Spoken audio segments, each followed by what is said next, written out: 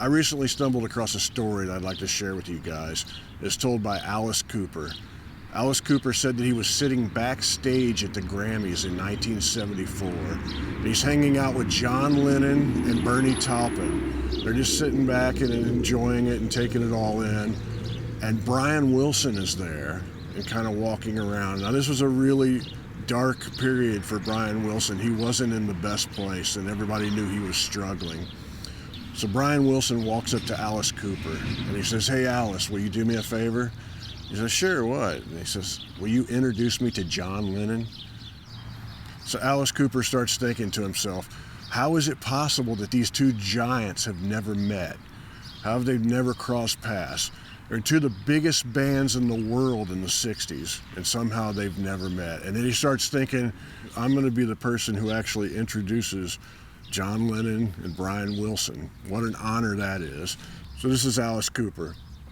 So I merely said, Brian Wilson, this is John Lennon.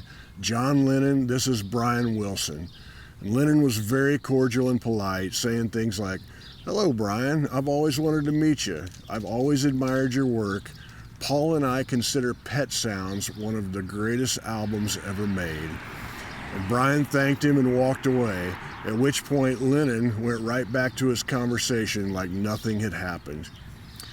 Then Alice Cooper goes on and says, about 10 minutes later, Brian came by our table again, leaned down, and whispered something to Bernie. And all of a sudden, Bernie was saying, "Brian Wilson, this is John Lennon. John Lennon, this is Brian Wilson." Lennon was just as cordial and polite as the first time, saying essentially the same thing about always wanting to meet him. As soon as Brian walked away, John looked at both of us and casually said in his typical Liverpudlian accent, "I've met him hundreds of times. He's not well, you know." Alice goes on to say, "We were impressed by John's empathy and kindness in dealing with Brian, and thankful that Brian has found some mental stability following tumultuous times." I think that story shows John Lennon in a really good light. He handled that situation with kindness, empathy, patience. He handled it really well. But there's one problem with that story. I went looking for a primary source because I love Alice Cooper. He's a great storyteller. He's been up and down the road quite a few times. He's got quite a few great stories to tell. I thought maybe he told it on his radio show, but I went looking for where that story was originally from, and the only thing I could find online was the exact same story, copy and pasted everywhere, without a primary source. So I was a little bit worried about it. And a little time went by, and I just happened to pick up this book. It's Bernie Taupin's memoir, Scattershot, Life, Music, Elton, and Me. And as I'm reading through this is really great, by the way. This is really great.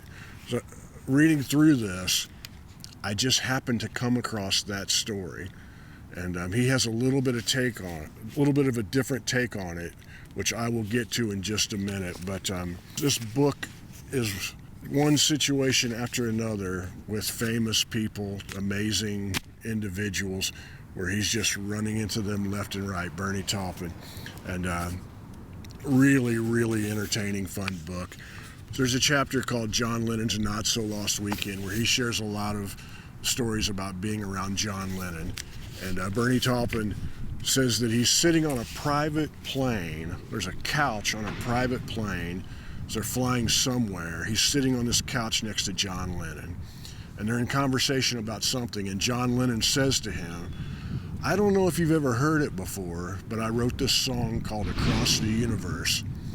And he says he's kind of frozen, thinking, of course I've heard that song. Is he fooling with me? Is he joking? Or is he that humble where he thinks maybe I haven't heard this song?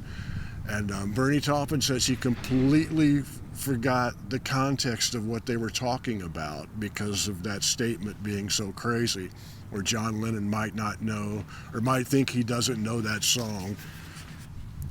So Bernie Taupin also talks about John Lennon agreeing to play with Elton John, get up on stage with him at Madison Square Garden. And John Lennon hadn't played live in a while. And Bernie Taupin says John Lennon is backstage throwing up in the toilet. He's vomiting because he's so nervous about going out and playing. John Lennon is that nervous. And he says he gets all sick, and then he sees him on the side of the stage getting ready to walk out, and he's holding his guitar, and he can see his hand holding the neck of the guitar, and it's shaking. It's John Lennon is this, afraid of going out. He's nervous. Afraid's the wrong word. He's nervous about it. So those of you who get nervous before you play, just realize even John Lennon dealt with that kind of stuff. But he walked out on stage. Everything was great. It was huge. They brought Bernie Taupin out on stage. And he says that's the last concert John Lennon ever played. The last time he got up and played for a crowd was that night. Somewhere down the road, Bernie Taupin goes to Los Angeles, and he meets up with John Lennon, and they're going to go see Bob Marley and the Wailers. They go and see the concert. It's great. Afterwards, there's a private party. He says at some point, Bob Marley walks in with the Wailers, and they're all just hanging out, and Bob Marley reaches into the back of his backpack and pulls out a joint the size of a baby's arm.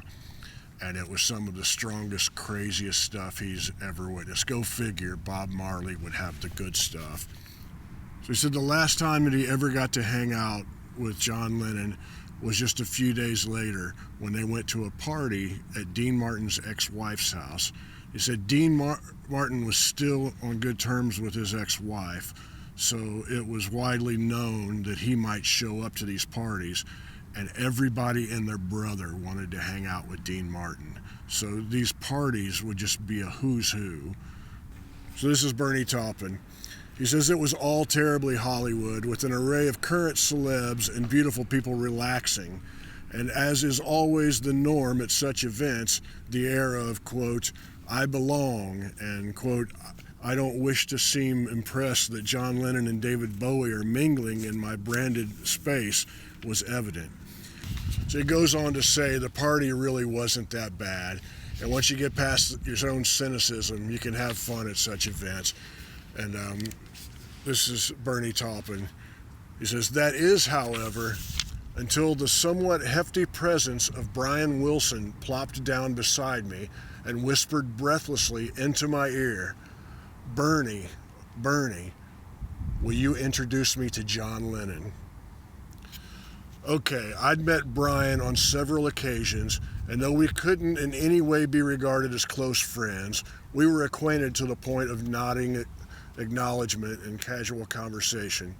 I was also convinced in this instant that there must most certainly have been some time in the not distant past that the Beatle and the Beach Boy had crossed paths. But then this was Brian Wilson circa 1975, the acid aftermath, the paranoia, the sandbox years. Still a lovely man, and in spite of being toasted by demons and lost in a fog of fragility, he was still someone to respect deeply and treat with tender, loving care. So naturally, I acquiesced and turned to John, relaying that Brian would like to say hello. And of course, he did gently and pleasantly, and with no hint of surprise at the request. They conversed briefly, and very soon John and I found ourselves in some other corner of the room where Brian found me and whispered once again into my ear that he'd like to meet John Lennon. Surprised but not terribly unprepared, given the individual at hand, I remained unfazed and once more turned to my party date, inquiring with a raised eyebrow if he would once more like to meet Brian Wilson. Similarly unruffled, but obviously amused, introductions were made, and small talk was made. Groundhog Day resumed, and not more than 10 minutes later, Brian, wide-eyed and insistent, waylaid me, pleading in no uncertain terms that he must be introduced to John Lennon. By this time, the hunter seemed transfixed on the game.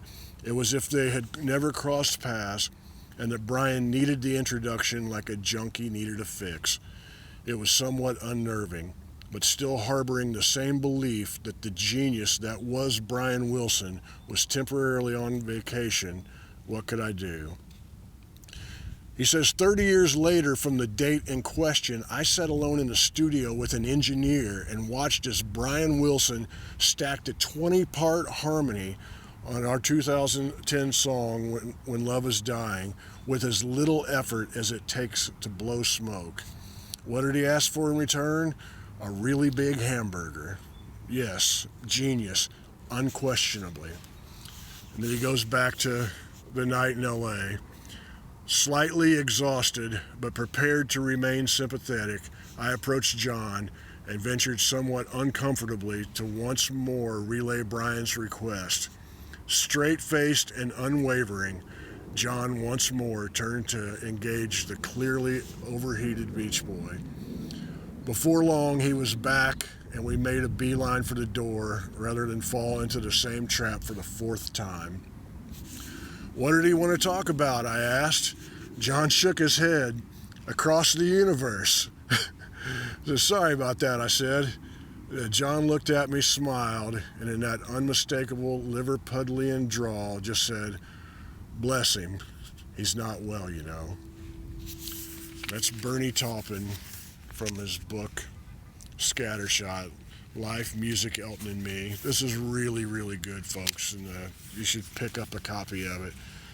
If you have a local bookstore, if you're lucky enough to have a mom and pop bookstore in your neighborhood or your town or whatever, please pick up a copy from them. If you don't have that, I'll put a link down below, and you can get a copy from that if you want to. But very, very enjoyable. I'd like to send a shout out to my buddy Ben Schaefer, who was involved in putting this together, a friend of mine from Indianapolis. I used to work the door at a bar with his brother Matt, and I love both of them dearly, and I'm very proud of them for both doing cool things in life. But you tell me, have you ever heard that story before? It sounds like maybe it wasn't a Grammy party like the Alice Cooper story said, but it was nice to get it confirmed that it actually happened. And I was very surprised when I was going through the book and found that, and really, really enjoyed that. I'm going to go ahead and put a link right up here to an interview that I did. You remember when the Beatles played on the roof and there was a redheaded kid holding John's lyrics and wrote in for them and such? It's Kevin Harrington, and I interviewed him. And I'm going to put a link to that up here, and you guys should watch that. It's very, very good stuff. And I will see you guys somewhere down the road. Much love to you.